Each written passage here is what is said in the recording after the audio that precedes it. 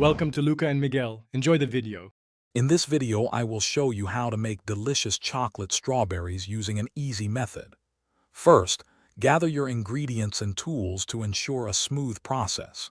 You'll need fresh, ripe strawberries, your favorite melting chocolate, and a baking sheet lined with parchment paper. Having everything ready makes the dipping much more enjoyable and efficient. Next, let's melt the chocolate. You can use a double boiler for a gentle, even melt, or microwave it in 30-second bursts, stirring well after each. The key is to achieve a smooth, glossy consistency without burning it. This perfectly melted chocolate will ensure a beautiful, even coating on your strawberries. Now for the fun part, dipping. Hold each strawberry by its stem and submerge it into the melted chocolate, twisting gently to get a full, even coat. Place your dipped strawberries onto the prepared parchment paper.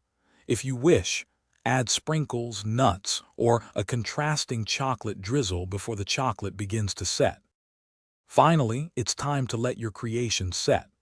Place the dipped strawberries in the refrigerator for at least 15 minutes, or until the chocolate is firm to the touch. Once fully set, they are ready to enjoy.